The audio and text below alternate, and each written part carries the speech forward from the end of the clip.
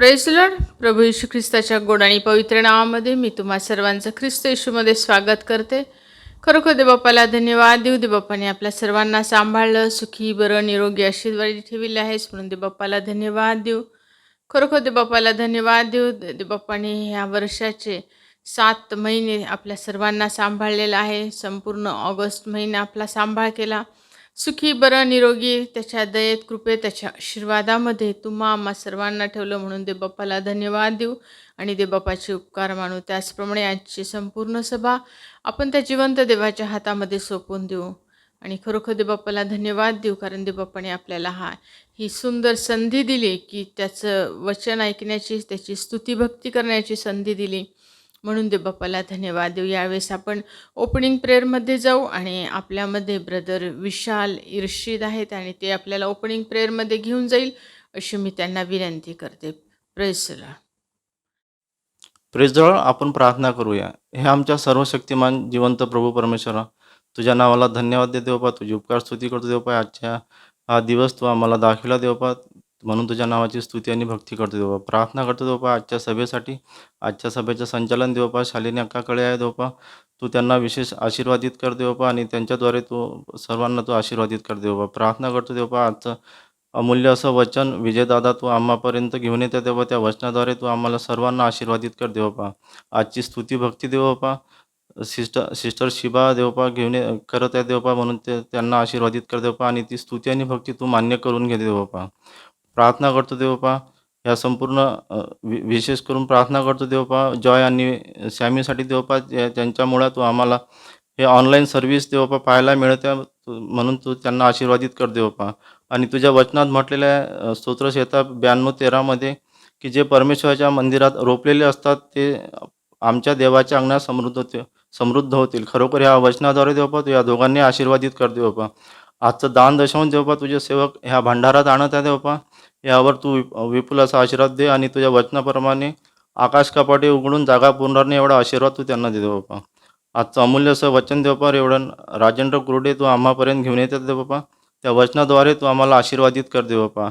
आणि ही संपूर्ण सभा देवपा सुरुवातीपासून शेवटपर्यंतची संपूर्ण सभा तुझ्या हाती घे देवपा. ही प्रार्थना आमचा जिवंत प्रभू श्री ख्रिस्त त्याच्या गोड पवित्र नावाने करतो, म्हणून तो ऐक. आमेन. Praise the lord. खरोखर धन्यवाद देते ब्रदर विशाल इर्शिद यांना. त्याच वेळेस आपण यावेळेस बायबल रिडिंगमध्ये जाऊ. स्तोत्रसंहिता 95 ह्याची 1 ते 11 ही वचनं वाचू आणि आपल्यामध्ये ब्रदर विजय अल्लाडा आहेत, ते आपल्याला बायबल पोर्शनमध्ये घेऊन जाईल. याहोय आपण परमेश्वराचा जय जयकार करू आणि खरोखर प्रियानो आपण सर्व त्या जिवंत देवाचा जय जयकार करण्यासाठी, त्या तारणदुर्गाचा जय जयकार करण्यासाठी आपण उपस्थित झालेलो आहे. आपण जरी ऑनलाईन सर्व्हिस घेत आहे तरी आपण त्या जिवंत देवाच्या सानिध्यामध्ये आहे, त्या जिवंत देवाच्या आपण उपस्थितीमध्ये आहे. म्हणून आपण सर्व याहोया आपण परमेश्वराचा जय जयकार करूया आणि त्याचे उपकार म्हणून. ह्यामध्ये आपल्याला ब्रदर विजय अल्लाडा हे घेऊन जातील अशी मी त्यांना विनंती करते. Praise the Lord. आइए परमेश्वर की महिमा के लिए एक भजन संहिता पढ़े 95 1 से लेके 11 तक.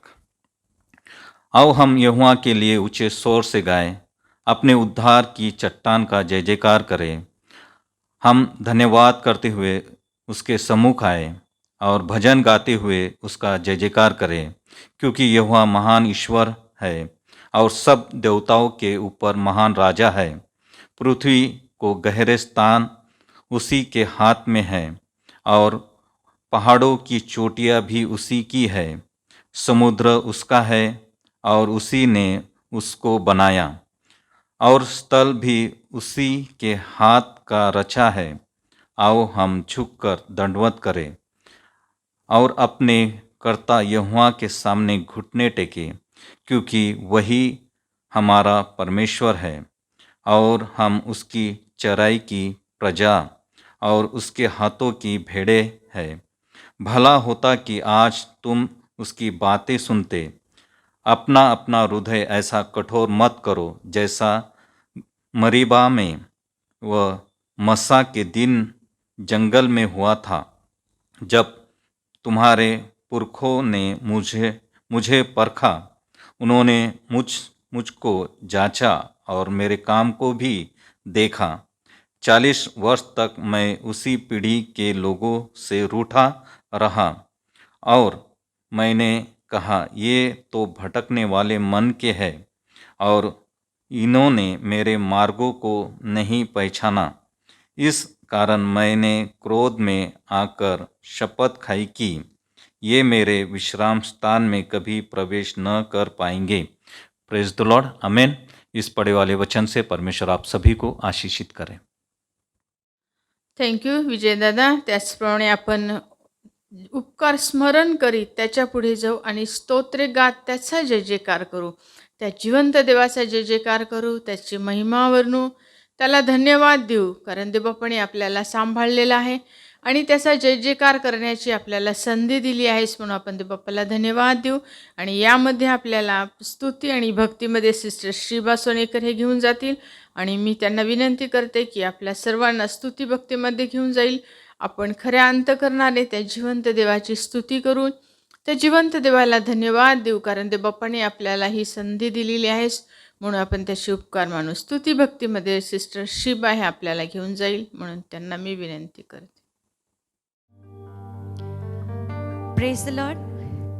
ख्रिस्त येशूच्या नावाने आजच्या ह्या शब्दाद्वारे मी आपल्या सर्वांचं स्वागत करते. प्रियानो, परमेश्वर महान आहे. त्याने मागील पूर्ण आठवडा आपल्याला चांगलं सांभाळून ठेवलं आणि पुन्हा एकदा आज जिवंताच्या भूमीवर आपल्याला जिवंत ठेवलं. ही केवळ त्याची दया आणि कृपा आहे. ज्याप्रमाणे आपण आताच वचन ऐकलेलं आहे, हम धन्यवाद करते हुए उसके सम्मुख आए और भजन गाते हुए उसका जय जयकार करें, क्योंकि यहोवा महान ईश्वर है और सब देवताओं के ऊपर महान राजा है. Praise the Lord.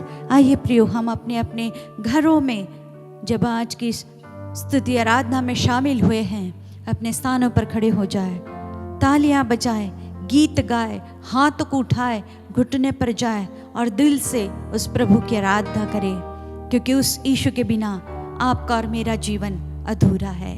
आइए हम उसकी स्तुति के लिए गीत गाएं.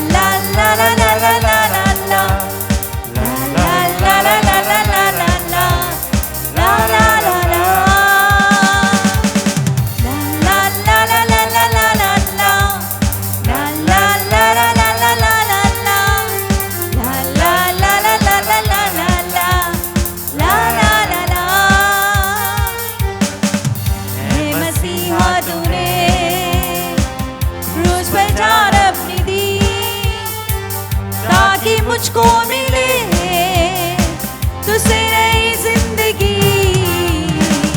ऐ मसीहा तूने क्रूस पर जान अपनी दी ताकि मुझको मिले तुझसे नई जिंदगी।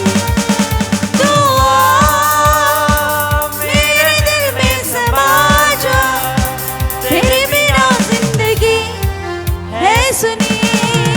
तू आ मेरे दिल में समा जा, तेरे बिना यस लॉर्ड है सुनी।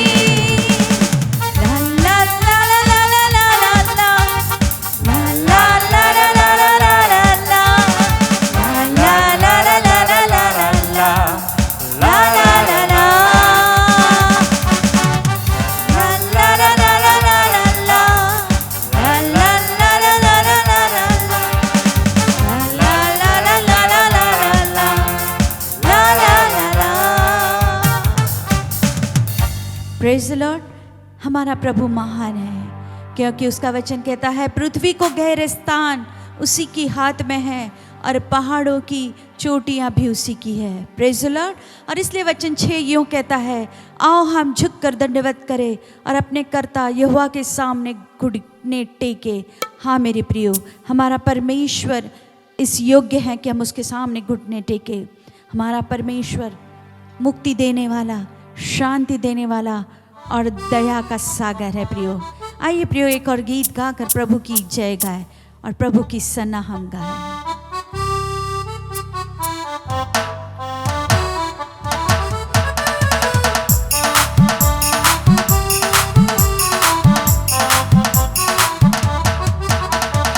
मुक्ति दिलाए यीशु नाम, शांति दिलाए यीशु नाम।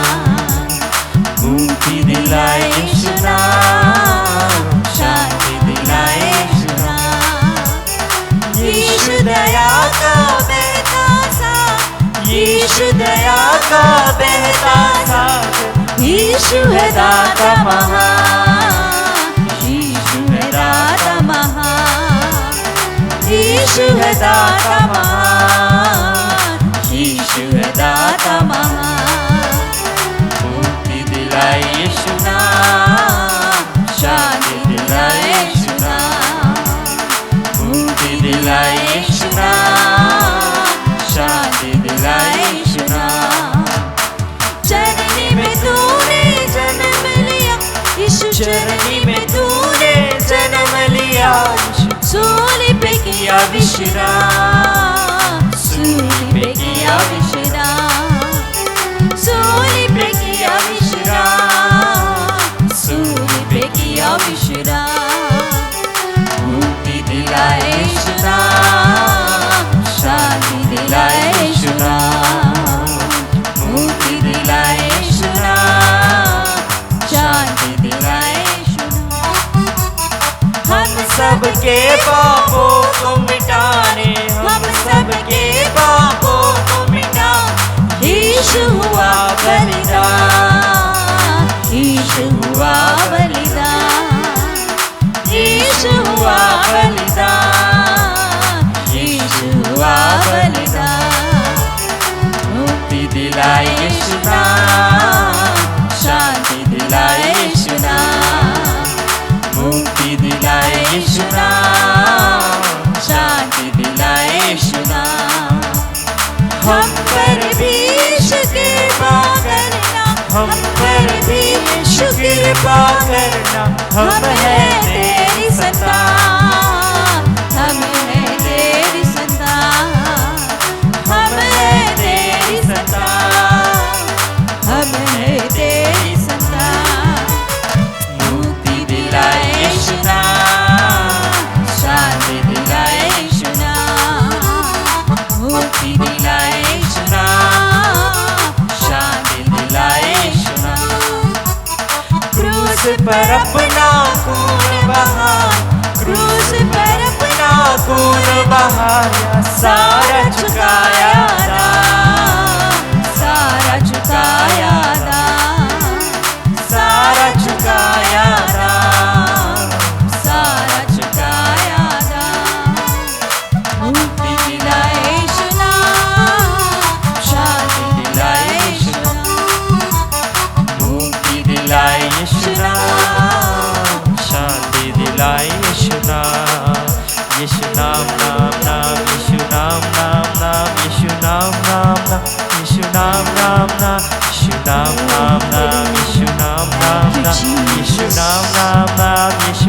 नाम मुक्ति दिलाए यीशु नाम, शांति दिलाए यीशु नाम, मुक्ति दिलाए यीशु नाम, शांति दिलाए यीशु नाम, शांति दिलाए यीशु नाम, शांति दिलाए यीशु नाम। Hallelujah. Oh thank you Jesus. Oh hallelujah. धन्यवाद हो, धन्यवाद हो। वचन साथ यूँ कहता है, क्योंकि वही हमारा परमेश्वर है और हम उसकी चराई की प्रजा और उसके हाथ की भेड़े हैं। हाँ मेरे प्रियो, हम उसके हाथ की भेड़े हैं। ओ हमारा परमेश्वर ऐसा महान है। और आगे ये भी लिखा है, भला होता कि आज तुम उसकी बात सुनते। आइए प्रियो, अपने आप को फिर एक बार नए से प्रभु के सामने अपने घुटनों पर जाकर हाथों को उठाकर उस प्रभु से कहे कि प्रभु हम दिल से आराधना करते हैं, हम अपने ज़ुबान से आपकी जय गाते हैं, पूरे दिल से हम आपकी महिमा गाते हैं। हाँ मेरे प्रियो, ये समय आपका है, ये समय आपका है, ये समय आपका है। अपने हाथों को उठाकर उस प्रभु से कहिए कि प्रभु हम दिल से आराधना करते हैं, हमारी आराधना को कबूल कर लीजिए। आपके सारे विचारों को, समस्याओं को प्रभु के चरणों के पास रख दीजिए, उसी को आपकी चिंता है। हाँ, उसी को आपकी फिक्र है। आइए हम गीत गाकर परमेश्वर को महिमा दें।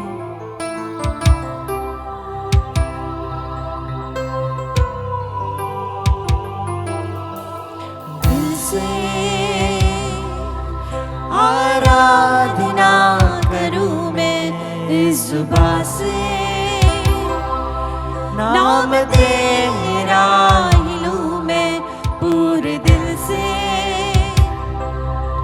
आराधना करूं मैं, इस जुबां से नाम तेरा ही लूं मैं, करता हूँ तेरा शुक्रिया मैं प्रभु, करता हूँ तेरा शुक्रिया मैं, करता हूँ तेरा शुक्रिया मैं प्रभु, करता हूँ तेरा शुक्रिया मैं। तेरे फजल में, तेरी दया में लिपटा मैं रहता हूँ, तेरे फजल में, तेरी दया में लिपटा मैं रहता हूँ, मैं रहता हूँ, मैं रहता हूँ।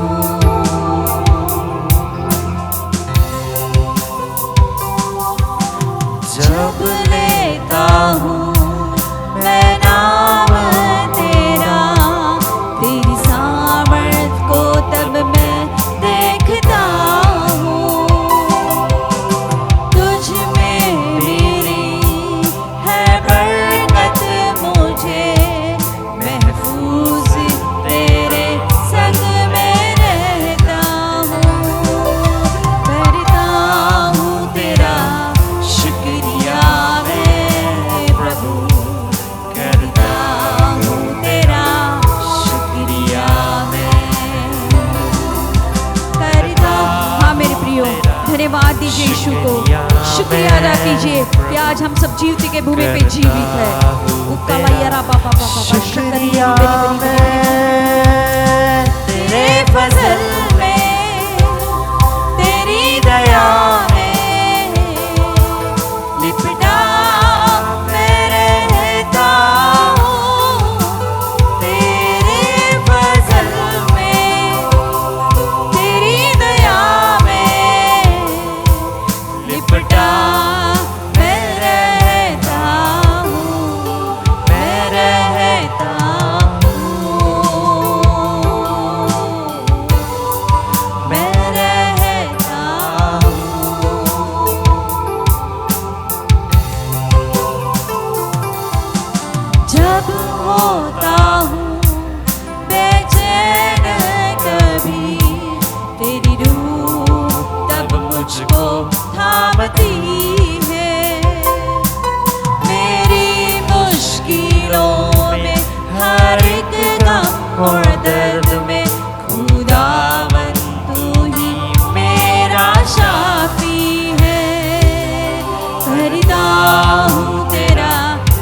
शुक्रिया मैं प्रभु करता हूँ तेरा शुक्रिया मैं करता हूँ तेरा शुक्रिया मैं प्रभु करता हूँ तेरा शुक्रिया मैं तेरे फजल में तेरी दया में लिपटा मैं रहता हूँ तेरे फजल में तेरी दया में लिपटा मैं रहता हूँ मैं रहता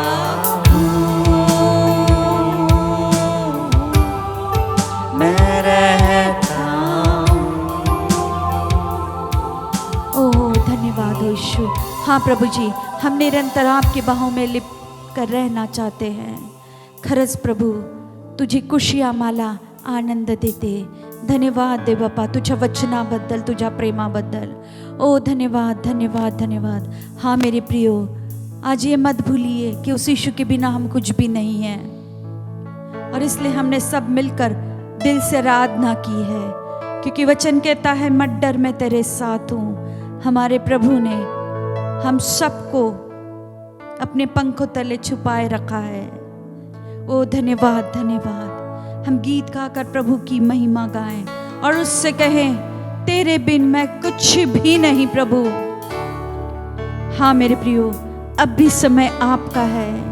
घुटने पर जाइए, हाथों को उठाइए और प्रभु के सामने आपकी गहरी समस्याओं को, गुप्त बातों को प्रभु के सम्मुख रखिए और निश्चय जवाब हाँ और आमीन में आप पाओगे। आपके विश्वास के द्वारा आपको प्राप्त होगा। सिर्फ अपना मुंह खोलिए और अंगीकार कीजिए, प्रभु आपके बिना मैं कुछ भी नहीं। ओ खल्ला यरा तिकी नल्लाबा उर्राना दाला यरा बाबा बाबा। धन्यवाद धन्यवाद धन्यवाद। तेरे बिन मैं कुछ भी नहीं, तेरे बिन मैं कुछ भी नहीं, तेरे बिन मैं कुछ भी नहीं, तेरे बिन मैं कुछ भी नहीं। है खुदावन यीशु तेरे बिन मैं कुछ भी नहीं,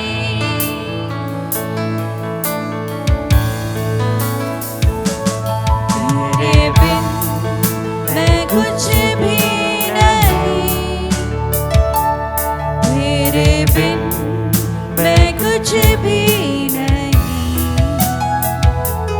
तेरे बिन मैं कुछ भी नहीं, तेरे बिन मैं कुछ भी नहीं। है खुदावन यीशु तेरे बिन मैं कुछ भी नहीं,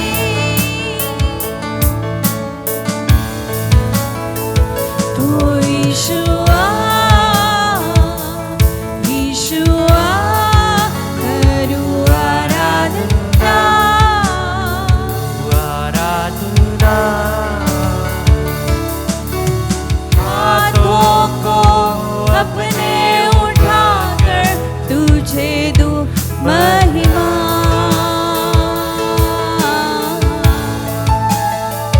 ओ यीशुआ यीशुआ करूँ आराधना आराधना। हाथों को अपने उठाकर तुझे दूँ महिमा,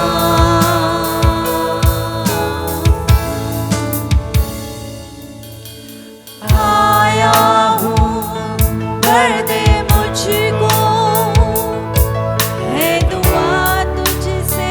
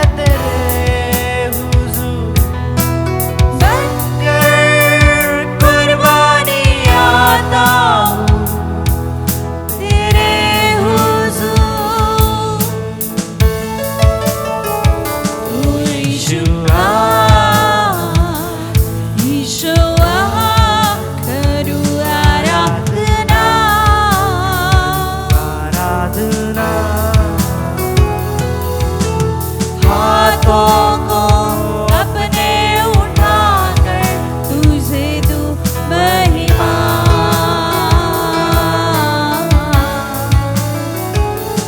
यीशुआ यीशुआ करूं आराधना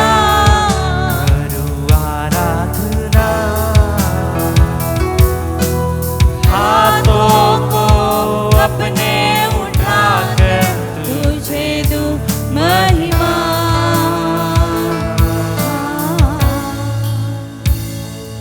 Orabai unai mosoro hailairi busai no malo izuro shukhai namalo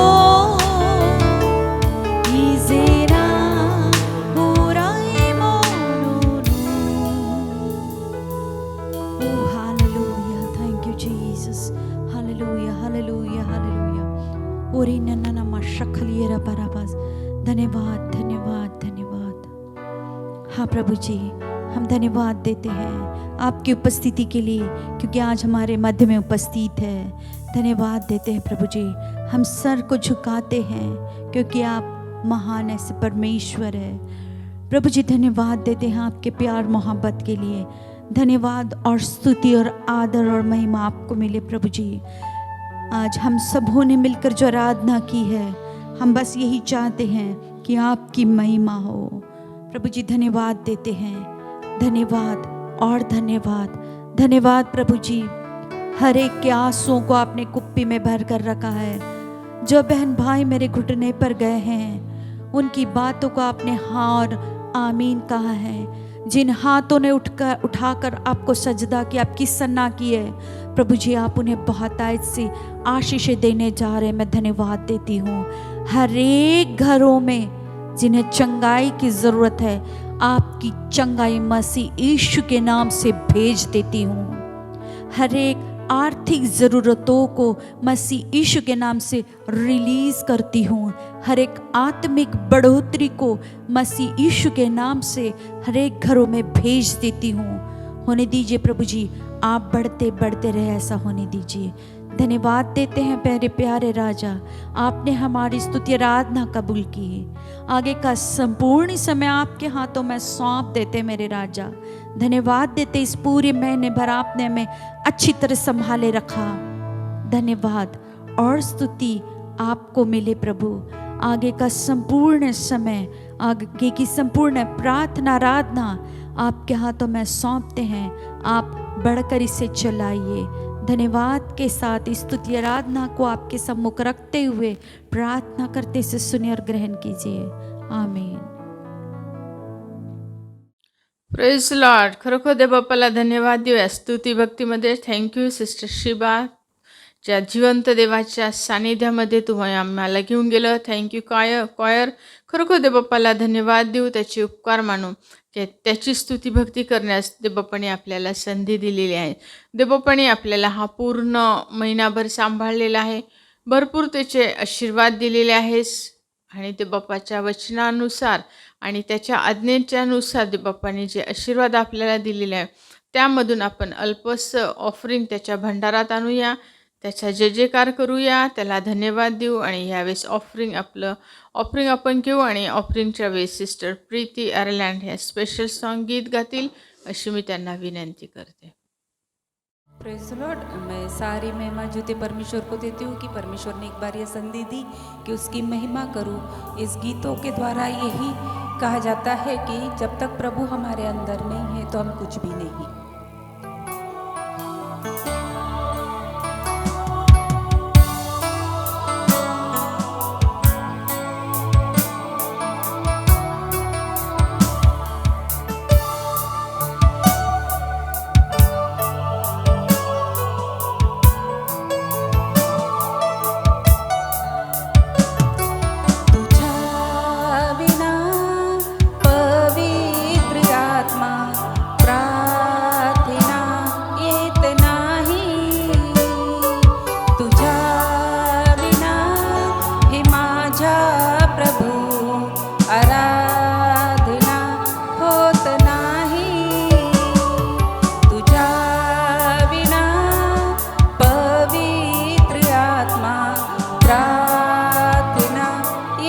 नाही तुझ्या विना हे माझ्या प्रभू आराधना होत नाही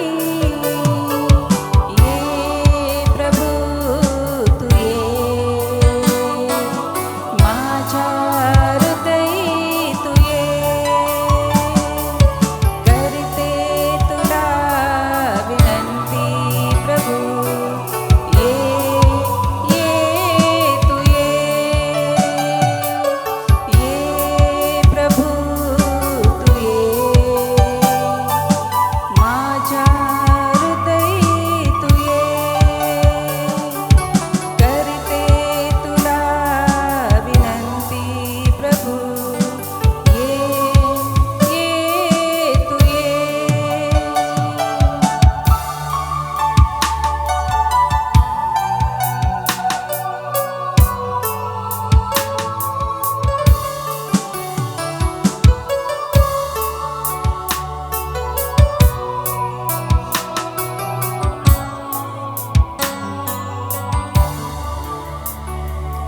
तुझ्या विना पवित्र आत्मा जीव हा तडमडतो तुझ्या विना पवित्र आत्मा जीव हा तडमडतो धीर धरुणी नम्र होऊनी वाट मी पाहतो धीर धरुणी नम्र होऊनी वाट मी पाहतो ये प्रभू तू ये माझ्या हृदयी तू ये करते तुला विनंती प्रभू ये तू ये प्रभू तू ये माझ्या हृदयी तू ये करते तुला विनंती प्रभू ये तू ये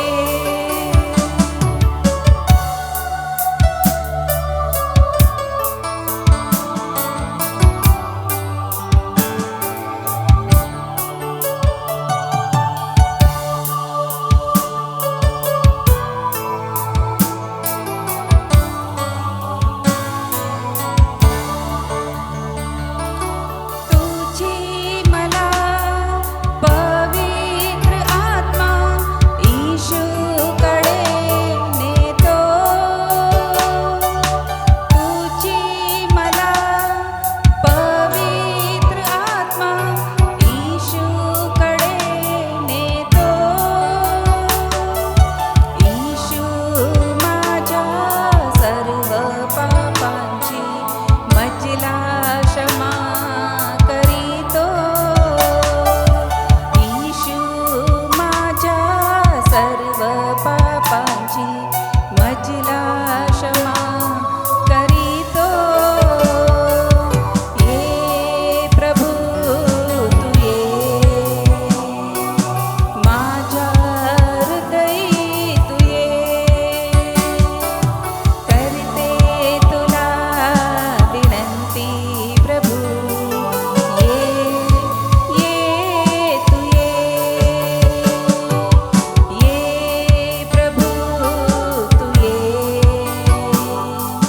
माझ्या हृदयी तू ये करते तुला विनंती प्रभू ये तू ये तुझ्या विना पवित्र आत्मा प्रार्थना येत नाही तुझ्या विना हे माझ्या प्रभू आराधना होत नाही praise lord. Thank you sister Preeti. सुंदर गीताबद्दल खरोखर देवबाप्पाला धन्यवाद देऊ आणि तुमचे देखील मी मनापासून उपकार मानते. त्याचप्रमाणे ह्या आठवड्यामध्ये जे काही वाढदिवस आहेत, काही वेडिंग ॲनिव्हर्सरीज आहेत, त्या आपण पाहू. ज्या लोकांचे वाढदिवस आहे त्यांच्यासाठी आपण प्रार्थना करू. ज्या कोणाला प्रार्थनेची गरज असेल, अशा ज्यांची नावं आपल्याला आठवतात, त्या सर्वांसाठी आपण प्रार्थना करू. आणि यावेळेस आपण स्क्रीनवरती जे वाढदिवस आहेत दाखवे, ते वाढदिवस आपण यावेळेस पाहू.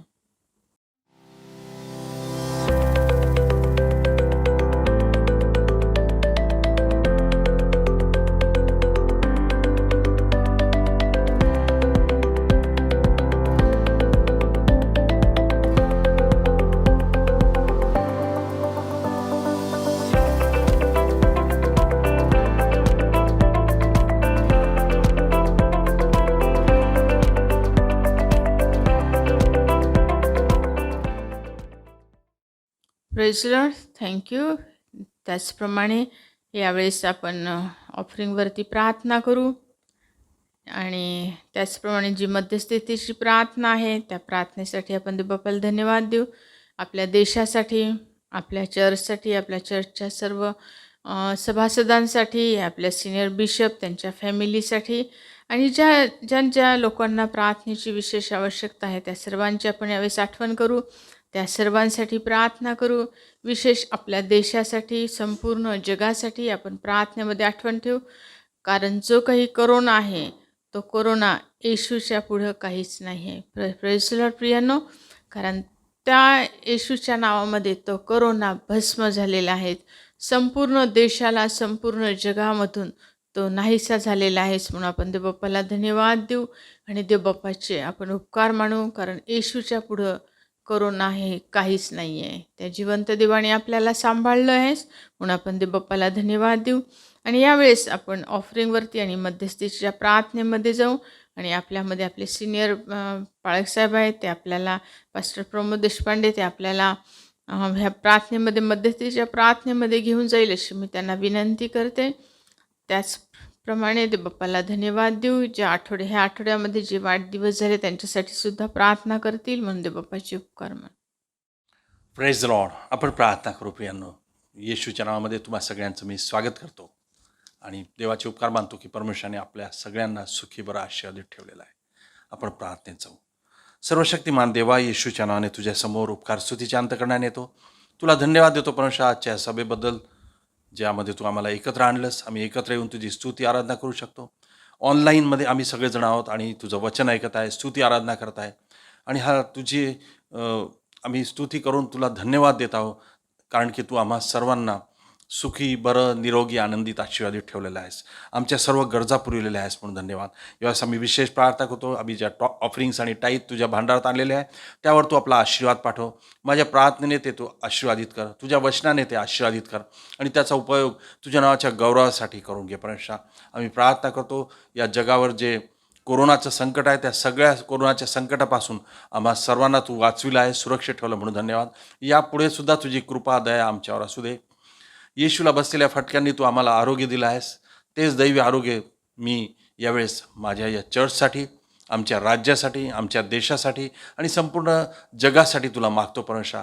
या जगावर तू प्रेम केलेला आहेस, या जगाचा तू तारणारा उद्धार करता आहेस. या सगळ्यांवर तू कृपा कर, दया कर आणि ह्या कोरोनाच्या महामारीपासून या जगाला तू वाचीव. आम्ही प्रार्थना करतो परमेश्वर. या आठवड्यामध्ये ज्या लोकांचे वाढदिवस आहे त्यांच्यासाठी प्रार्थना करतो. त्यांना तू आशीर्वादित कर. नवीन वर्षाचा नवीन दिवस त्यांच्या जीवनात तू जोडलास. हा दिवसच नव्हे, हे वर्षच नव्हे, तर पूर्ण उर्वरित आयुष्य आशीर्वादाचं आणि तुझ्या नावाचं गौरवाचं त्यांच्यासाठी कर. आम्ही या विशेष प्रार्थना करतो पास्टर अशोक देवतळेंसाठी. त्यांना बरं नाही आहे परमेश्वर, जे काही व्हायरल इन्फेक्शन झालेलं आहे.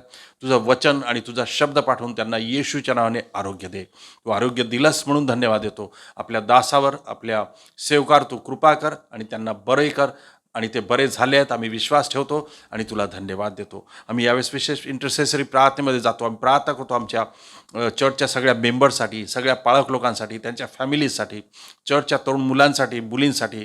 तुझी कृपा, दया त्यांच्यावर कर. प्रत्येकाच्या जीवनाचे मार्ग मोकळे कर. सगळ्या अडथळ्यांना येशूच्या नावाने काढ आणि तुझ्या नावाचा गौरव कर. जे लेकरं शिकत आहेत त्यांना ज्ञानबुद्धीने परिपूर्ण कर, जीवनामध्ये यशाच्या पायऱ्या चढव आणि उच्च स्थळी प्रस्थापित कर. ज्यांना जॉबची गरज आहे त्यांना जॉब दे. ज्यांची लग्न व्हायची आहे त्यांचे जीवनाचे साथीदार, जोडीदार त्यांच्या डोळ्यासमोर तू घेऊन ये आणि त्यांचे जीवन सुखाचे कर, त्यांचे लग्न आशीर्वादाचे कर, त्यांचे संसार सुखाचे कर, अशी आम्ही तुला विनंती करतो. परमेश्वर, आम्ही तुला धन्यवाद देतो की तू नेहमी आमच्या प्रार्थना ऐकतोस.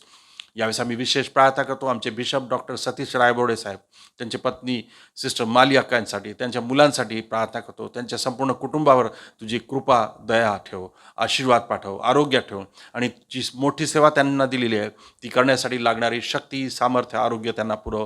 त्यांच्या सर्व गरजा पूर्ण कर आणि आशीर्वादित कर. आम्ही प्रार्थना करतो आमच्या राज्याच्या आणि देशाच्या सगळ्या मंत्र्यांसाठी, त्यांना तू ज्ञानबुद्धीने परिपूर्ण कर. आपल्या जनतेसाठी योग्य ते चांगलं त्यांनी करावं, चांगले निर्णय घ्यावे असं तुझ्या कृपेने कर. आमच्या देशावर तू कृपा कर. सगळ्या ठिकाणी, प्रत्येक ठिकाणी भरपूर पाऊस दे. कोणत्याही शेतकऱ्याचं नुकसान होऊ देऊ नकोस.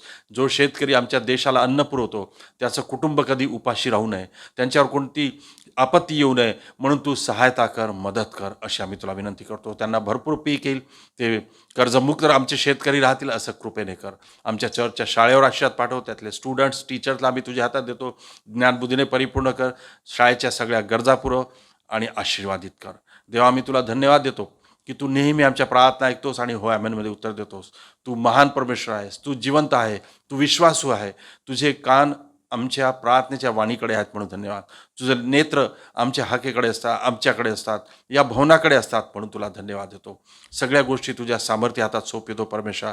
त्या तू आशीर्वादाच्या आणि तुझ्या नावाच्या गौरवाच्या कर. ही प्रार्थना ऐकलीस म्हणून पुन्हा एकदा तुला धन्यवाद देतो. ख्रिस्त येशूच्या नावाने मागतो म्हणून तो ऐक पित्या. आमीन. Praise the Lord. थँक्यू पाळीसाहेब. त्याचप्रमाणे ह्यावेळेस आता संपूर्ण ही वेळ आहे, ती वेळ आहे आपण जिवंत देवाच्या वचनातून ऐकण्याची. आणि खरोखर आपण आपल्या मनाची तयारी करू. आपले सर्व आचार विचार बाजूला ठेवून आपण त्या जिवंत देवाच्या सानिध्यामध्ये जाऊ, त्याच्या वचनामध्ये जाऊ. आणि आपल्यामध्ये पास्टर राजेंद्र कुर्डे आहेत, त्यांच्याकडून आज आपल्याला देवाचं वचन प्राप्त होणार आहे. देवाच्या वचनाचं आणि देवाच्या अभिषिक्त दासाचं यावेळेस आपण टाळ्या वाजून स्वागत करू आणि देवबाप्पाला धन्यवाद देऊ. इथून संपूर्ण पुढचा वेळ मी पास्टर राजेंद्र कुर्डे यांच्या हातात देते. Praise the lord. Praise the Lord. देवाची स्तुति हो, परमेश्वर का धन्यवाद इस सुंदर समय के लिए. ये समय सचमुच परमेश्वर की दया से हमें मिला हुआ है ताकि हम परमेश्वर के वचन की ओर जाएं. परमेश्वर हमें क्या सिखाना चाहता है, क्या बोलना चाहता है, आज हम परमेश्वर की ओर जाएंगे और परमेश्वर को अपना ध्यान पूरी तरह उसके तरफ लगाएंगे, क्योंकि परमेश्वर का वचन ये जीवित वचन है और परमेश्वर अपने वचन के द्वारा हमेशा हमसे बात करता है. और मैं जानता हूँ और मैं समझता हूँ और मैं परमेश्वर पे विश्वास करता हूँ कि परमेश्वर आज भी हमसे जरूर अपने वचन के द्वारा बात करेंगे. इसलिए आइए हम अपने स्वरों को झुकाएंगे, दुआ में जाएंगे और परमेश्वर को दुआ मांगेंगे. परमेश्वर, तेरी आत्मा के द्वारा मुझे अगुवाई कर ताकि जो वचन आज मैं सुनूं वो मेरे जीवन के लिए आशीष का कारण हो. आइए हम दुआ करेंगे. प्यारे पिता परमेश्वर, मैं तेरा धन्यवाद करता हूँ इस सुंदर समय के लिए. तेरी दया अनमोल है पिता, और आज ही का दिन तूने हमारे लिए चुना. और आज के दिन पिता जब हम तेरा वचन सुन रहे हैं तो ये वचन हमारे जीवन में, हमारी बुद्धि में, हमारी आत्मा में सामर्थ्य भरने वाला होने दे. इस वचन के द्वारा तेरी आशीष हम प्राप्त कर सकें. इस वचन के द्वारा तेरे बारे में हम और जान सकें. इस वचन के द्वारा हम तुझे और नजदीक से जान सके और तेरे पास आ सके. इसलिए पिता तेरे पवित्र आत्मा के द्वारा तो हमें अगुवाई कर और चंगाई दे, ताकि हमारे जीवन में आने वाले हर चीजों से और आने वाले हर मुसीबत में हम पिता तेरे वचन के द्वारा विजय प्राप्त कर सके. परमेश्वर पिता, जो वचन मैं यहाँ से बताने वाला हूँ, ये वचन पिता तेरा है. इसलिए मैं अभी से अपने आप को तेरे हाथ में समर्पित करता हूँ. मेरे विचार नहीं पिता, लेकिन तू तेरे विचार प्रकट कर, ताकि हम सभी जने आशीषित और आशीषित ही हो. प्रभु यीशु मसीह के नाम से छोटी सी विनती मांगता हूँ, इसलिए सुन और कबूल कर पिता. आमीन. Praise the Lord. परमेश्वर का धन्यवाद हो. सचमुच परमेश्वर महान है और जीवित की भूमि पर परमेश्वर हमें आशीषित करने वाला प्रभु है. आइए हम परमेश्वर के वचन की ओर जाएंगे और परमेश्वर का वचन आज हमें क्या सिखाता है हम लोग देखेंगे. हम लोग निकालेंगे फर्स्ट तिमोथी इसका 4वां अध्याय और 11 से लेकर 16 तक मैं आप सभी जने के लिए पढ़ूंगा। तिमोथी की किताब इसका 4था अध्याय और 11 से लेके आगे मैं आप लोगों के लिए 16 तक पढ़ूंगा। और परमेश्वर आज हमसे क्या बात करना चाहता है, क्या सिखाना चाहता है, क्या बोलना चाहता है, इस वचन के द्वारा हम लोग देखेंगे। और मैं विनती करता हूँ सभी जने अपने वचन, परमेश्वर का जो वचन हमारे परमेश्वर ने हमें बाइबल के रूप में दिया हुआ है, हम सभी जने अपना वचन बाइबल से निकालेंगे और इसके तरफ ध्यान देंगे। यहाँ पर लिखा हुआ है, इन बातों को आज्ञा दे और सिखाता रहे, कोई तेरी जवानी को तुच्छ न समझने पाए, पर वचन और चाल चलन और प्रेम और विश्वास और पवित्रता में विश्वासियों के लिए आदर्श बन जा। प्रिय, सचमुच ये पवित्र वचन जो है परमेश्वर का वचन तिमोथी की किताब में हम लोगों को देखने को मिलता है। और यहाँ इतने सुंदर सरल भाषा में लिखा हुआ है, और सरल भाषा में के साथ साथ तिमोथी मंडली को लिख रहा है, बता रहा है, लोगों को बता रहा है कि ये लिख रहा है कि कोई तेरी जवानी को, सचमुच आज हमारे जीवन में हर वक्त ऐसे मुसीबत का सामना हमें करना पड़ता है। जीवन जीते वक्त ऐसी बातें हमारे जीवन में होती है, ऐसी बातों से हम उलझ जाते हैं कि हमें समझ में नहीं आता कि हमें क्या करना चाहिए। लेकिन परमेश्वर का वचन यहाँ पर लिखा हुआ है, इन बातों को आज्ञा से सिखाता रहे, कोई तेरी जवानी को तुच्छ न समझ पाए, पर वचन, सबसे बड़ी बात, हमारे जीवन को कोई तुच्छ न समझने पाए। इसलिए हमारे खुद के जीवन को हमें बहुत ही संभाल के रखना है।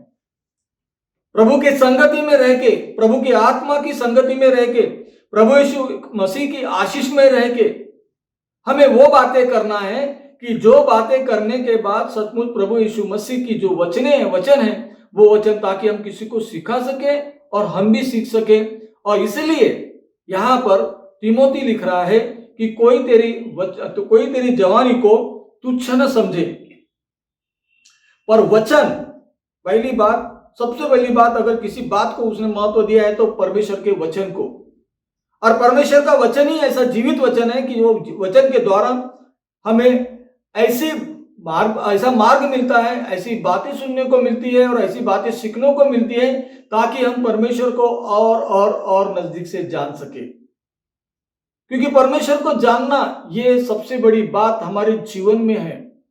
क्योंकि हम लोग जितना परमेश्वर को जानेंगे उतना ही उसके पास जाएंगे, जितना जाएंगे उतना और करीब उसके बारे में हम लोग उसको महसूस कर सकेंगे, उसके प्यार को महसूस कर सकेंगे, उसके सच्चाई को महसूस कर सकेंगे, उसकी आत्मा को महसूस कर सकेंगे। क्योंकि उसने ये कहा, मैं तुम्हें कभी न छोड़ूंगा। वो सचमुच छोड़ता नहीं है,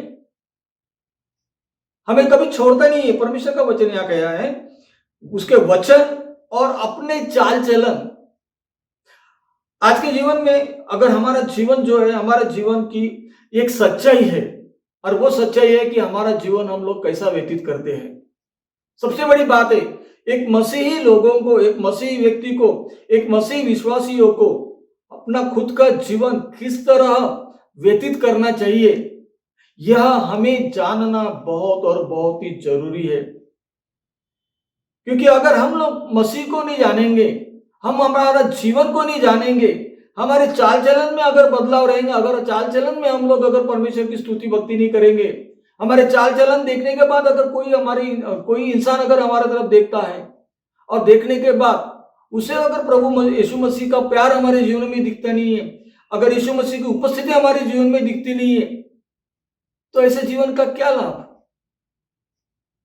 ऐसे जीवन का क्या लाभ? हमें हर वक्त यही सोचना है कि हमारी चाल चलन, हमारा उठना बैठना, हमारा रहना सहना इस तरह रहना चाहिए कि जो प्रभु को भाता रहे। यहां पर सीधा लिखा हुआ है कि परमेश्वर का वचन और पवित्रता में चाल चलन और प्रेम। यहां लिखा हुआ है चाल चलन और प्रेम और विश्वास। हम लोग विश्वास तो करते हैं। लास्ट टाइम भी मैंने जब परमेश्वर का वचन बताया था तो विश्वास के बारे में मैंने बताया था, उसके बारे में कुछ बातें मैंने आखिरी गए वक्त भी मैंने बताया था। लेकिन यहाँ पर लिखा हुआ है चाल चलन और प्रेम और विश्वास और पवित्रता में विश्वासियों के लिए आदर्श बनते रहो। हर वो इंसान जो प्रभु यीशु मसीह पे विश्वास करता है, हर वो इंसान जो प्रभु यीशु मसीह पे विश्वास करता है, उन सभी जने को परमेश्वर का वचन ये कह रहा है कि विश्वासियों के लिए आदर्श बनो, विश्वासियों के लिए आदर्श बनो। इन्हें जितने भी लोग जो परमेश्वर पे विश्वास करते हैं, परमेश्वर की संगति में परमेश्वर को जानते हैं और परमेश्वर को जानने के बाद जिन्होंने अपना जीवन परमेश्वर को समर्पित किया हुआ है, उन लोगों के सामने हमारी चाल चलन, हमारा रहना इस तरह होना चाहिए कि उनके सामने एक हम लोग आदर्श बनना चाहिए। क्योंकि अगर हम लोग आदर्श बनेंगे तो हमारे द्वारा, हमारे जीवन के द्वारा वो लोग और प्रभु को जान सकेंगे। परेशानी सभी जनों को आती है प्रियो, और परमेश्वर का वचन तो ये कहता है कि जो मेरे पीछे आना चाहता है तो उसको अपना क्रूस उठा के मेरे पीछे हो लेना पड़ेगा। और मसीह जीवन जितना इजी समझते उतना इजी नहीं है। मसीह जीवन है, मसीह जीवन में कठिनाई आएगी। अगर हम लोग प्रभु यीशु मसीह के चेलों के बारे में अगर देखेंगे तो चेले के बारे में अगर देखेंगे तो आप लोगों को समझ में आएगा, उनके बारे में अगर स्टडी करोगे तो आप लोगों को समझ में आएगा। आप लोगों को मालूम भी है कि हर वो चेला जो परमेश्वर की सेवा करता था, उनको कई बार जेल में डाला गया, कई बार उनके कोड़े भी खाना पड़ा, और कई बार ऐसी परेशानी में उनको देश से भी निकाला गया। लेकिन उन्होंने कभी परमेश्वर का साथ नहीं, प्रभु यीशु मसीह का साथ नहीं छोड़ा। वो आखिरी तक प्रभु यीशु मसीह के साथ जुड़े रहे। और प्रभु यीशु मसीह का वचन जो प्रभु यीशु मसीह ने अपने चेलों को कहा था, सुवार्ता की वो बात जो प्रभु यीशु मसीह ने अपने चेलों को कहा था, वो सुवार्ता उन्होंने हर जगह बजा के बताई। जहां जहां हो सके वो वहां जाके बता के उन्होंने परमेश्वर का नाम ऊंचा किया। तो यहां पर लिखा हुआ है कि विश्वासियों के लिए आदर्श बने रहो। हमें हर वो इंसान के साथ जो विश्वासी है, जो परमेश्वर के विश्वासी है, उन सभी जनों को हम एक ऐसी पहचान हमारी रहनी चाहिए कि जो पहचान के वजह से उन लोगों ने भी हमारा मान करना चाहिए, आदर्श बनना चाहिए। कई बार यहां पर ही बहुत गलत हो जाता है, बहुत गलतियां हो जाती है। हमारे चाल चलन में ऐसा बदलाव आ जाता है, हमारे चाल चलन में, हमारे रहन सहन में ऐसी बातें हमारे जीवन में आ जाती है कि हम लोग विश्वास को खो बैठते। लोगों के सामने हमारी चाल चलन की वजह से जो विश्वासी लोग हैं, जो परमेश्वर की तरफ आने वाले रहते हैं, वो भी परमेश्वर को छोड़ के जाते हैं। इसलिए किसी ने खूब ये कहा है कि तुम्हारा प्रभु यीशु मसीह बहुत अच्छा है, लेकिन प्रभु यीशु मसीह पे जो विश्वास करने वाले हैं, जो मसीह लोग हैं, वो उतने अच्छे नहीं जितने प्रभु यीशु मसीह है। कितनी बड़ी बात होगी। आज लोगों का देखने का रवैया हमारे तरफ किस तरह है, लोगों के किन जरूरतों को हम पूरा करते, लोगों के लिए कितनी दुआ करते, लोगों के कठिन समय में हम लोग कितना दौड़ के जाते हैं, यह हमारे जीवन में जानना बहुत ही जरूरी है। परमेश्वर का वचन यहाँ पर कह रहा है कि तुम विश्वासियों के लिए आदर्श बने रहो, जब तक मैं ना आऊं तब तक पढ़ने। तिमोथी ये कह रहा है कि जब तक मैं ना आऊं। यहां अपन ये भी बोल सकते हैं कि जब तक प्रभु यीशु मसीह का दूसरा आगमन नहीं होता और प्रभु यीशु मसीह दोबारा नहीं आते, तब तक हमें पढ़ने और उपदेश देने और सिखाने में लवलीन रहना है।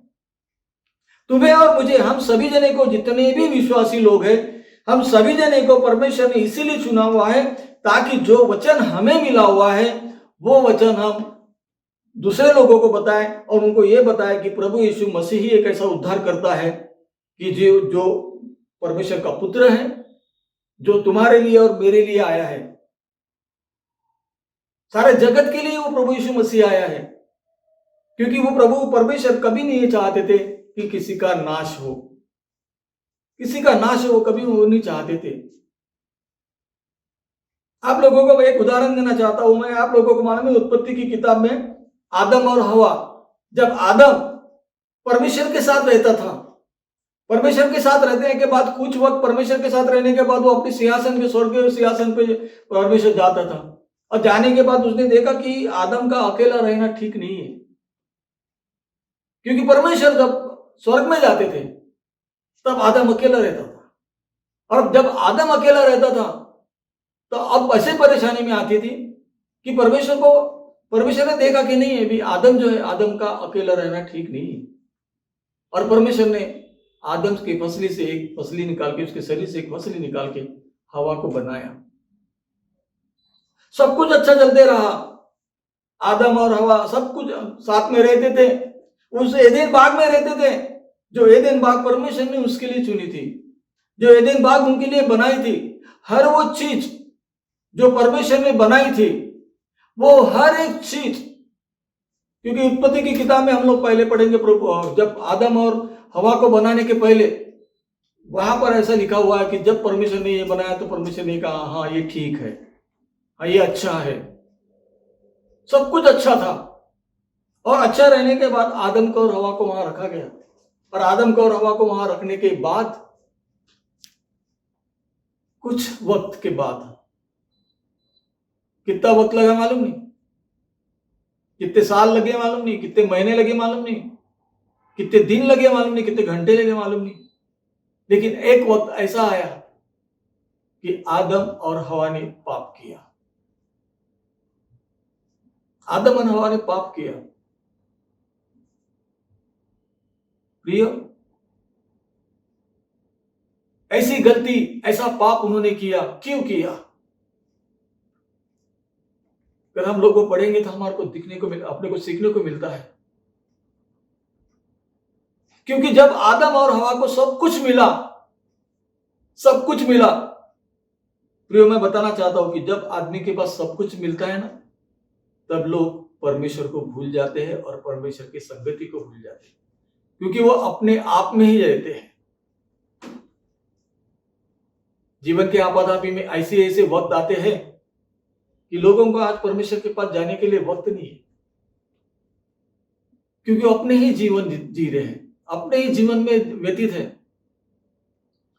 लूका रचित सुसमाचार में प्रभु यीशु मसीह के पास एक अमीर व्यक्ति आता है, वो यही पूछता है कि अनंत काल का जीवन मिलने के लिए मैं क्या करूं? वो इतना अमीर रहता कि वो तो सब कुछ कर सकता था, लेकिन अपना पैसा नहीं छोड़ सकता था। उसके पास बहुत पैसा था, लेकिन आज के जीवन में कई लोगों के पास पैसा नहीं होगा, लेकिन क्या हमारे जीवन में ऐसी कुछ बातें हैं कि जो परमेश्वर के और हमारे बीच में एक दीवार बन के रह रही है? क्या वो दीवार के इस पार है और प्रभु उस पार है? हमारे जीवन की तरफ देखने की जरूरत है प्रियो, हमारे जीवन को अपने टटोलने की जरूरत है, टटोलने की जरूरत है। देखना है कि सचमुच क्या प्रभु का वचन हमने सुना है, लेकिन प्रभु के वचन के अनुसार हम चलते हैं क्या?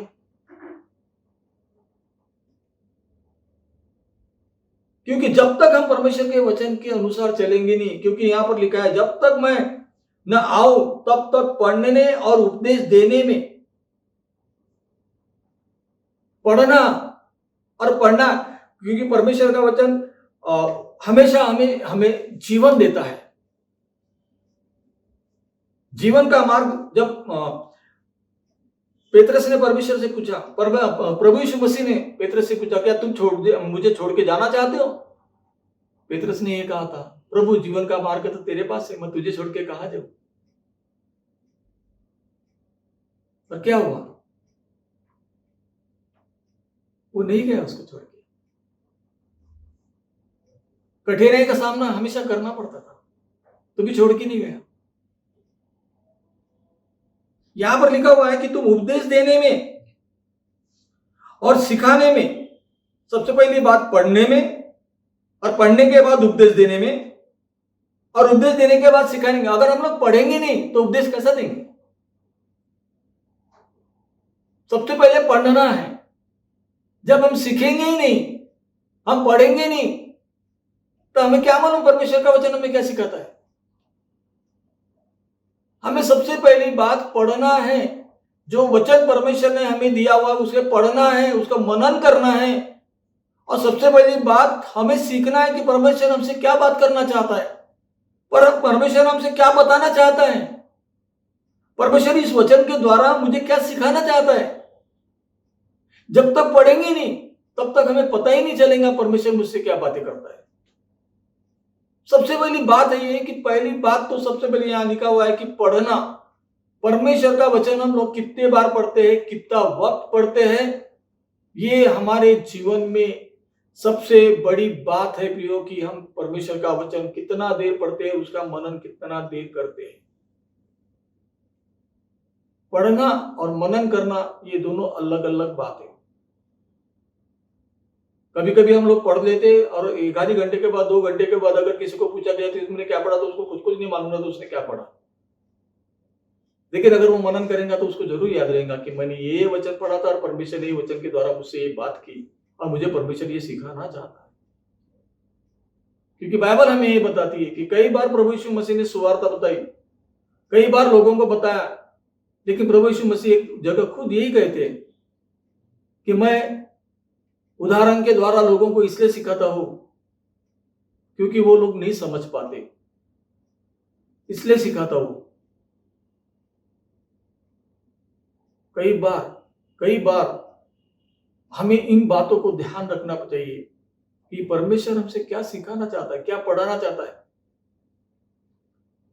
और यहां पर लिखा है कि पढ़ने के बाद, पढ़ने और उपदेश देने, हम लोग अगर पढ़ेंगे, हम लोग उसका मनन करेंगे, सीखेंगे, तो हम जरूर उसका उपदेश और परमेश्वर का वचन हम सही तरह से कैसे लोगों को बता सकेंगे, सही तरह से फैमिली को बता सकेंगे, सही तरह से अपने चर्च के मेंबर लोगों को बता सकेंगे, विश्वासी लोगों को बता सकेंगे। ये बहुत जरूरी बात है प्रियो कि हमें पढ़ना है और पढ़ने के बाद ही हम उपदेश दे सकेंगे। क्योंकि अगर पढ़ेंगे नहीं तो हमें पता ही नहीं चलेगा हमें उपदेश किस बात पर देना है, हमें क्या सिखाना है। और यह बात सिर्फ विश्वासी लोगों के लिए, विश्वासी पास्टर, सिर्फ बिशप, पास्टर, ब्रदर लोगों के लिए नहीं है, यह बात सभी जने के लिए है। क्योंकि प्रेषित तीमोथी ये वचन में यही कह रहा है। और क्या लिखा हुआ है आगे में, उपदेश देने और सिखाने में लवलीन रहा। इसका मतलब यह है कि तुम हमेशा हमें तैयार रहना है, पढ़ना है, उपदेश देना है और लोगों को प्रभु यीशु मसीह के बारे में सिखाना है। क्योंकि हम अगर प्रभु यीशु मसीह के बारे में लोगों को सिखाएंगे तो भी उनको पता चलेगा कि प्रभु यीशु मसीह एक्चुअली है कौन,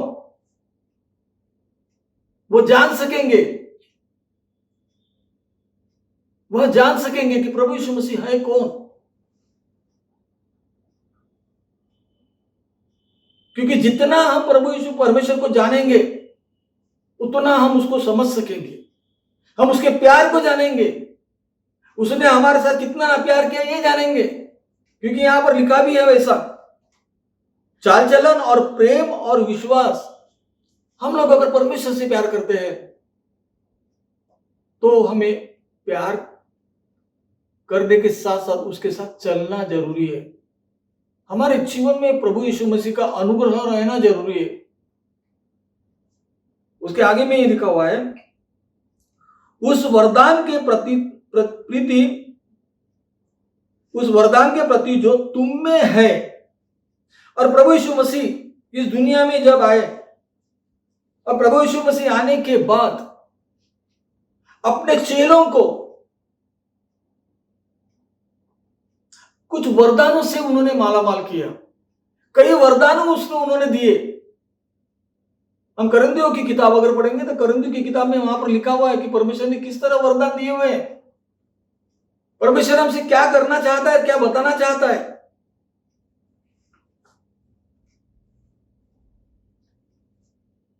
क्योंकि हर एक इंसान, हर एक व्यक्ति परमेश्वर की संगति में और परमेश्वर की संगति में अगर रहना चाहता है और परमेश्वर की आत्मा में अगर उसको रहना है तो हमेशा उसको परमेश्वर की संगति में और परमेश्वर की वरदान जो परमेश्वर ने दिया हुआ है उसमें बढ़ोतरी और बढ़ोतरी और बढ़ोतरी करना जरूरी है। क्योंकि परमेश्वर ने तुम्हें और मुझे इसीलिए चुना हुआ है। आत्मा के वरदान अलग है, पिता के दिए हुए वरदान अलग है, प्रभु यीशु मसीह ने जो वरदान दिए वो अलग है। और वरदानों में हमें बढ़ना है। और प्रभु यीशु मसीह का वचन यहां पर लिखा हुआ है, वरदान के प्रति जो तुम में है, जो वरदान प्रभु परमेश्वर ने तुम्हें दिए हुए, जो परमेश्वर ने को तुमने ग्रहण कर, प्रभु यीशु मसीह को ग्रहण करने के बाद जो वरदान प्रभु परमेश्वर ने हमें दिए हुए, पवित्र आत्मा ने हमें दिए हुए, उस वरदान को सामने बढ़ाना है, वो वरदान का उपयोग करना है। उस वरदान के प्रति जो तुझ में है और भविष्यवाणी के द्वारा प्राचीनों, यानी परमेश्वर का जो वरदान है, जो प्राचीनों का मतलब यह होता है कि जो अभिषिक्त लोग हैं, जो परमेश्वर ने चुने हुए अभिषिक्त है, उन अभिषिक्तों के द्वारा जो तुम में हाथ रखा है, सामने लिखा गया हुआ है,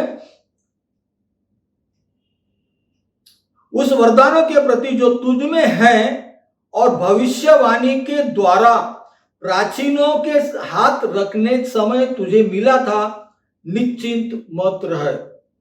इसका मतलब क्या है कि जो अभिषिक्तों के द्वारा, भविष्य वक्ताओं के द्वारा तुम्हारे लिए, यहाँ सभी जने जितने भी प्रभु यीशु मसीह पे विश्वास करने वाले, जो मुझे सुनने वाले हैं, आप सभी को जानते हैं कि प्रभु परमेश्वर के तरफ आने के वक्त तुम्हारे जीवन में एक ऐसा चमत्कार हुआ है, ऐसी भविष्यवाणी तुम्हारे जीवन में हुई है, ऐसे लोग तुम्हारे तरफ, ऐसे पास्टर लोग और अभिषिक्त लोग आए हैं कि जिन्होंने तुम्हारे जीवन के बारे में बताया, तुम्हारे आने वाले जीवन के बारे में बताया है, आने वाले आशीष के बारे में बताया है कि प्रभु ने तुम्हें किस लिए चुना हुआ है। और आने के बाद जब तुम लोगों ने अपना जीवन प्रभु यीशु मसीह को समर्पित किया, और समर्पित करने के बाद भविष्य वक्ताओं के द्वारा तुम्हारे जीवन में जो वचन आया हुआ है, आज वो वचन हमें याद करने की जरूरत है कि प्रभु परमेश्वर ने पवित्र आत्मा के द्वारा मेरे बारे में क्या कहा था। कई वरदान, अलग अलग लोगों को अलग अलग वरदानों से नवाजा गया है प्रियो, क्योंकि जब अगर प्रभु यीशु मसीह कहता है कि मैं ना तुम्हें कभी छोड़ूंगा ना त्यागूंगा, तो वो कभी हमें छोड़ता नहीं है। परमेश्वर को पाप जो रहता ना, पाप की घृणा है, लेकिन वो पापियों को प्यार करता है। पर इसीलिए तो प्रभु यीशु मसीह आया ना, पापी लोगों के लिए प्रभु यीशु मसीह आया। गए बीते दिनों कुछ लोगों के साथ मेरी मुलाकात हो गई थी। ऐसे बातों बातों में जब मैं परमेश्वर का वचन उनसे शेयर कर रहा था, तो एक जने ने मुझे सवाल किया। मैंने बोला, भाई तुम्हारा बपतिस्म हो गया क्या? तो नहीं, मेरा बपतिस्म होने का है। बोला, कितने साल से तुम चर्च में आते हो? तो बोले, अभी कम से कम 2.5 साल हो गए बोले कि मैं चर्च को आता हूँ। तो उन्होंने फिर अपनी गवाही बताई कि किस कारण, किस तरह वो परमेश्वर में आए। तो मैंने बोला, तुम्हारी बपतिस्म नहीं हुआ क्या? तुमने प्रभु यीशु मसीह को ग्रहण नहीं किया क्या? तो उन्होंने बताया, पास्टर साहब बोले बात ऐसी होगी बोले कि अभी ये मार्च महीने से लॉकडाउन चालू हो गया बोले, इसके वजह से सब चर्चेस बंद है। और मैंने अपने चर्च के पास्टर से बात की, तो पास्टर साहब बोल रहे थे कि अभी तो सब कुछ बंद है, अभी सब कुछ जब खुल जाएगा तो मैं तुम्हारा का बपतिस्म जरूर दूंगा। और कुछ टीचिंग भी है बैप्टिज्म की प्रभु यीशु मसीह के बारे में, वो भी मैं टीचिंग दूंगा, और टीचिंग देने के बाद मैं आपको बपतिस्मा जरूर दूंगा। मैंने उनसे कहा, अगर प्रभु यीशु मसीह आ जाएंगे तो ये देख के आने वाले हैं क्या कि कोविड चालू है, कोरोना वायरस चालू है, अब मैं लोगों को किस तरह लाने जाऊँ, किस तरह मिलने जाऊँ? तो आप कहाँ होंगे? उनके पास जवाब नहीं था। मैंने बोला, भैया 3-4 महीने पहले कोविड के बारे में आया, लेकिन आप 2.5 साल से विश्वास करते हैं।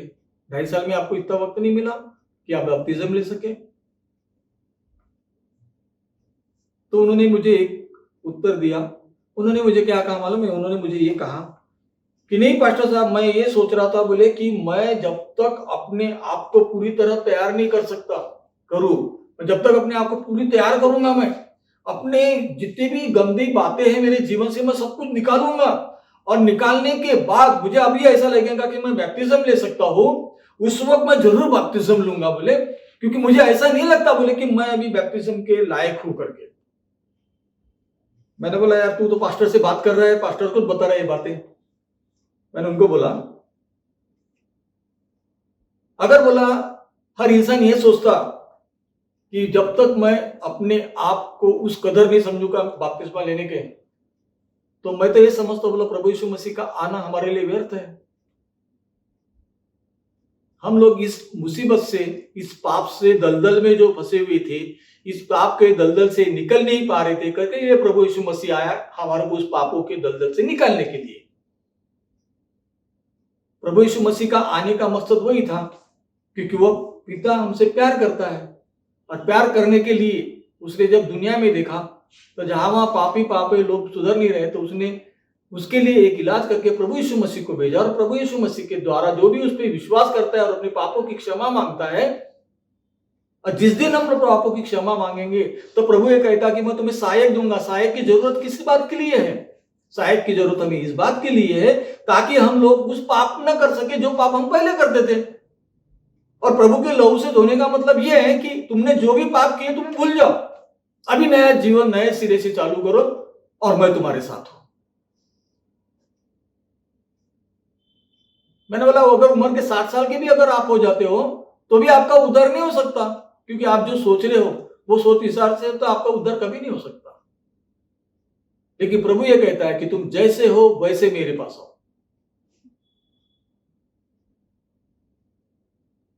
प्रभु ये कहता है बोझ से दबे हुए सब लोगों तुम मेरे पास आओ, मैं तुम्हें विश्राम दूंगा। बोझ किस बात का है? बोझ यही है हमारे जीवन में जो बोझ है, पाप का बोझ, संसारी अभिलाषाओं का बोझ, वासनाओं का बोझ, गलत बातों का बोझ, गलत संगति का बोझ, ये सब तुम छोड़ते ओहो तुम मेरे पास आओ, तुम मेरे पास आओ। जब हम लोग प्रभु यीशु मसीह के पास जाते हैं तो प्रभु यीशु मसीह ये कहते हैं कि ठीक है जो कुछ हो गया तू अभी भूल जा, तू सोची मत कि तूने पाप किया था, तेरे पापों की क्षमा हो चुकी है, और मेरे पास आ, मैं तुझे विश्राम दूंगा। ओ बहुत से दबे हुए लोग, ये दुनिया में हर इंसान किसी ना किसी बोझ से दबा हुआ है, किसी ना किसी बोझ से दबा हुआ है, क्योंकि सांसारिक अभिलाषाएं, सांसारिक सुख की बातें जो है वो हमें बोझ में दबा के रखती है। जिनके पास पैसा नहीं है वो भी दुखी है, और जिनके पास ज्यादा पैसा है वो भी दुखी है। यह परमेश्वर का वचन ये कहता है उन बातों को सोचते रह और उन्हीं में अपना ध्यान लगाए रख। उन बातों को जो प्रभु यीशु मसीह ने हमारे जीवन में की हुई है, उन बातों को, उन उद्धार को, उन सामर्थ्य को, उस वरदान को, उस पवित्र आत्मा की सामर्थ्य को, वो जीवन को, ऐसा लिखा हुआ है इन बातों को सोचते रह और उन्हीं में अपना ध्यान लगाए रख ताकि तेरी उन्नति सब पर प्रकट हो। Praise the Lord. उन्नति स्वर्ग से आती है, परमेश्वर की तरफ से उन्नति आती है। वो अपने वचन में कहता है कि मैंने तुम्हें पूछ नहीं लेकिन मस्तक किया हुआ है, अपने बराबरी में रखा हुआ है। प्रभु यीशु मसीह ने हमें अपने बराबरी में संतान होने का अधिकार दिया हुआ है, वारिस होने का अधिकार दिया हुआ है, उस पिता का वारिस होने का अधिकार दिया हुआ है। मैं ना तुम्हें कभी छोड़ूंगा ना कभी त्यागूंगा, लेकिन जग के अंत तक मैं तुम्हारे साथ रहूंगा।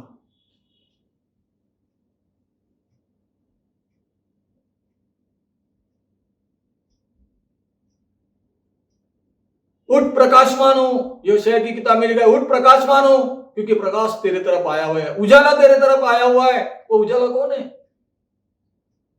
वो उजाला प्रभु यीशु मसीह है, जब तुम्हारे लिए और मेरे लिए इस दुनिया में आए। हमारा जीवन जो है वो पिता हमसे क्या चाहता है, पिता ने हमें कौन सी आशीष दी है, कौन से वरदानों से नवाजा है, इन बातों को देखना बहुत और बहुत ही जरूरी है प्रियो। क्योंकि अगर हम लोग इन बातों की तरफ नहीं देखेंगे तो हम भूले हुए हैं, हम दूर गए हुए हैं, हम परमेश्वर की प्रीति से, प्यार से बहुत दूर गए हुए हैं। ये हमें नहीं करना है, ये हमें नहीं करना है, क्योंकि अगर हम लोग ये करेंगे तो परमेश्वर का वचन एक जगह ये कहा गया हुआ है कि परमेश्वर ये कहता है कि उनका फिर से बैप्टिज्म होना, परिवर्तन होना बहुत मुश्किल की बात है। ऐसा लिखा गया है कि बहुत मुश्किल की बात है, क्योंकि जिन्होंने एक बार उद्धार पाया है, अगर वो लोग भटक गए तो उनका क्या लाभ, उनका क्या लाभ। नीति वचन 14 और 2 में लिखा गया है, जो सीधाई से चलता है वह हमेशा यहोवा का भय मानने वाला है। जो सीधाई से चलता है, आज हमारे लिए परमेश्वर का वचन हमें सभी जगह हमेशा बताता है, और नीति वचन में यही बताया गया है कि जो सीधाई से चलता है। सीधाई से कौन चलते हैं? क्या हम सीधाई से चलते हैं? क्या हमारे जीवन में पाप है? क्या हम परमेश्वर की संगति में हैं? क्या परमेश्वर ने जो वरदान हमें दिया हुआ है वो वरदानों में हम चलते हैं? जो आशीष हमें दी हुई है वो आशीष में हम चलते हैं? यह जानना बहुत और बहुत ही जरूरी है प्रियो, बहुत ही जरूरी है, क्योंकि ऐसा लिखा गया हुआ है, जो सीधाई से चलता है वह यहोवा का भय मानने वाला है, परंतु जो टेढ़ी चाल चलता है वह उसकी तुच्छ जानने वाला ठहरता है। अगर हम लोग परमेश्वर के मार्ग में चलेंगे, परमेश्वर के संगति में चलेंगे, और परमेश्वर के संगति में चलने के बाद परमेश्वर के वचन को जानेंगे कि परमेश्वर हमसे क्या बात करना चाहता है। परमेश्वर को अगर हम लोग जानेंगे प्रियो, तो जरूर वो प्रभु हमें मार्ग बताएगा कि हमें क्या करना चाहिए, हमें किस कदर जाना, किस तरफ जाना चाहिए, वो प्रभु हमें जरूर और जरूर बताएंगे। आगे का वचन पढ़ेंगे हम लोग, 15वां वचन, इन बातों को सोचते रह और उन्हीं में अपना ध्यान लगाए रह, ताकि तेरी उन्नति सब पर प्रकट हो। 16वां वचन, अपनी और अपने उपदेश की चौकसी रख, इन बातों पर स्थिर रह, क्योंकि यदि ऐसा करता रहेगा तो तू अपने और अपने सुनने वालों के लिए भी उद्धार का कारण बनेगा। Praise the Lord. ऐसा लिखा गया नहीं कि सिर्फ बता, लेकिन यही भी लिखा गया हुआ है कि अपने जीवन में अपने जीवन की चौकसी रख, ताकि तेरा उद्धार होगा और सुनने वालों का और हमारे साथ रहने वाले जो लोग हैं उनका भी उद्धार होएगा। क्योंकि 16वें वचन में बहुत सुंदर तरीके से लिखा हुआ है, अपने और अपने उपदेश की चौकसी रख। जो उपदेश, जो लोगों को हम लोग सिखाते हैं, जो लोगों को हम बताते हैं, जो परमेश्वर का वचन हम लोग बताते, उपदेश देते, परमेश्वर कहता है कि जो तू बता रहा है उसकी तू चौकसी रख। यानी इसका मतलब यह है कि सबसे पहले वो वचन तू तेरे जीवन में पूरा कर। वो वचन, जो वचन परमेश्वर ने तुझे दिया हुआ है उसकी चौकसी रख। और चौकसी रखने के साथ साथ परमेश्वर का वचन यहां कहता है, इन बातों पर स्थिर रह। जो परमेश्वर का वचन, जो परमेश्वर की अगुवाई, जो परमेश्वर की उपस्थिति परमेश्वर ने हमारे जीवन में दी है, जो परमेश्वर का मार्ग परमेश्वर ने हमें बताया हुआ है, जो उद्धार का मार्ग हमें बताया है, पवित्र आत्मा की सामर्थ्य जो परमेश्वर ने हमें दी हुई है, वो हमें टिका के रखना है, उसमें स्थिर रहना है। क्योंकि यदि ये ऐसा करता रहेगा तो तू अपने और अपने सुनने वालों के लिए, हमें अपने जीवन में उन सब बातों को अंगीकार करना है जो परमेश्वर ने हमें बताई है, जो परमेश्वर ने हमें बताई सिखाई है, जो परमेश्वर हमसे बात करना चाहता है। और परमेश्वर ने सबसे पहले हम लोग वचन में पढ़े कि पढ़ने में, उपदेश देने में और सिखाने में हम लोग कब सिखाएंगे? जब हम पढ़ेंगे।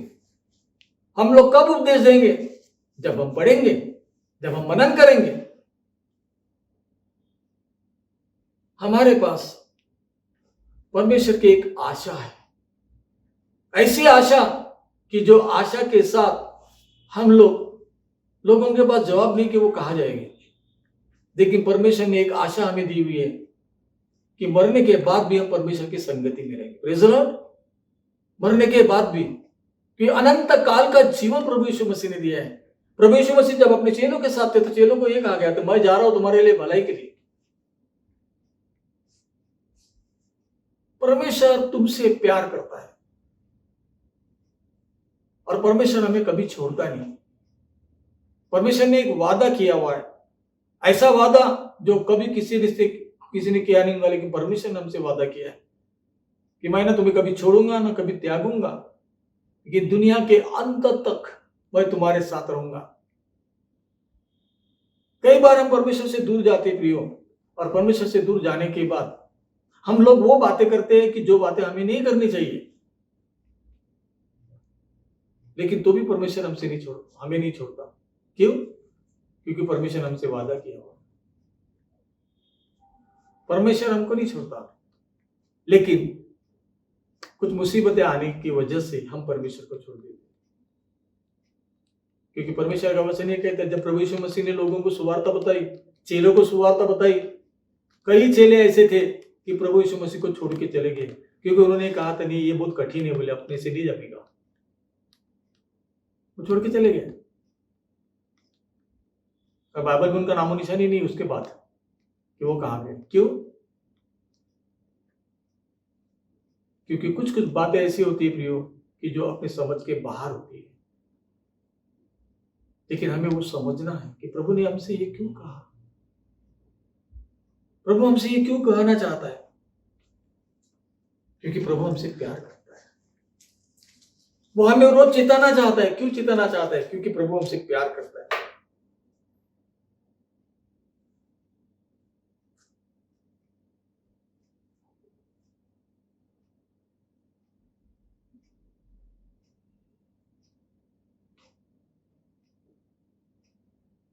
हमें ये जानना बहुत जरूरी है कि प्रभु हमसे क्या चाहता है।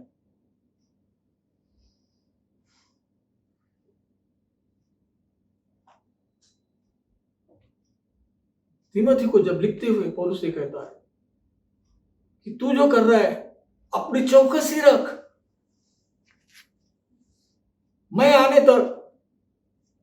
क्योंकि आप लोगों को मालूम है प्रियो कि नए नियम में बहुत सी किताबें ऐसी है, ऐसी पत्री बहुत सी है कि जो पौलुस ने अलग अलग कलीसिया को लिखी हुई है। ये भी एक पत्री तीमुथियुस को लिखी हुई है, तीमुथियुस की कलीसिया को लिखी हुई है प्रेषित पौल ने।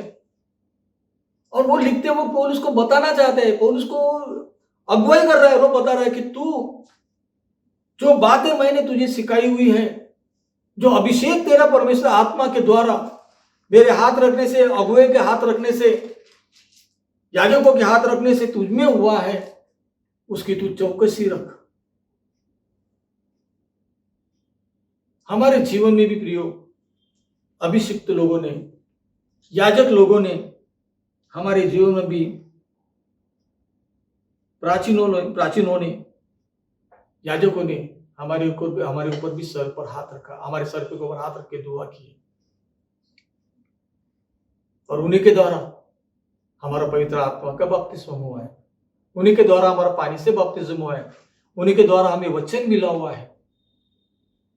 ये वक्त है प्रियो अपने आप को टटोलने का।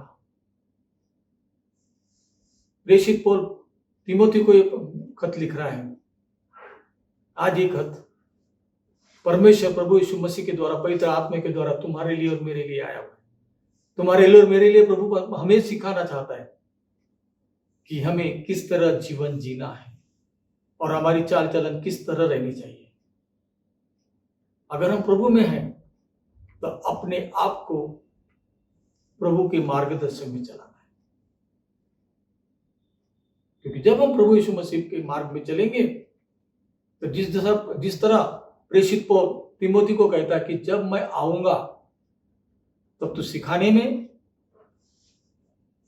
उपदेश करने में, उसमें तो अपनी चौकसी रख।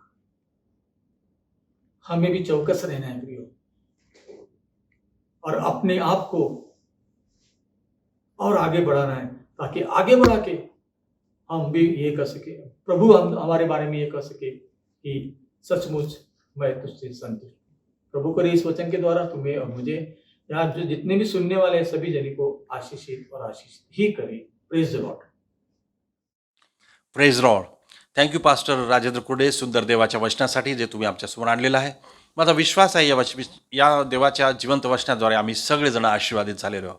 देव तुम्हाला आशीर्वादित करो. या प्रियांनो, आपण यावेळेस प्रभूची प्रार्थना म्हणूया. आपण सगळेजण उभे राहूया. जिथे कुठे आहोत आपण उभे राहूया.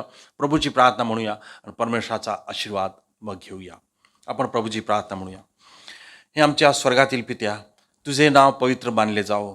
तुझे राज्य येवो. जसे स्वर्गात तसेच पृथ्वीवरही तुझ्या इच्छेप्रमाणे हो. आमची रोजची भाकर तू आज आम्हास दे. आणि जसे आम्ही आपल्या अपराधांना क्षमा केली तसे आमचे अपराध तू क्षमा कर. आणि आम्हास परीक्षेत आणू नकोस, तर आम्हास वाईटापासून सोडव. कारण की राज्य, सामर्थ्य आणि गौरव ही सर्व काळ तुझीच आहेत. आमेन. आणि परमेश्वर पित्याचं प्रेम, प्रभू येशू ख्रिस्ताची कृपा आणि पवित्र आत्म्याची सहभागिता आणि मार्गदर्शन आज आणि सदा सर्व काळ तुम्हा प्रत्येकासोबत होत राहो. आणि सगळ्या देवाच्या विश्वासाने म्हणावं, आमेन आणि आमेन. Praise Lord. देव तुम्हा सगळ्यांना आशीर्वादित करो. प्रार्थनेत राहा. एकमेकासाठी प्रार्थना करत राहा. आपल्या देशासाठी, आपल्या राज्यासाठी प्रार्थना करा. आपल्या सगळ्या चर्चच्या फॅमिलीजसाठी, सगळ्या पाळक लोकांसाठी प्रार्थना करत राहा. देवाची शांती आणि त्याचं आरोग्य तुम्हा प्रत्येकासोबत असो. Praise the Lord.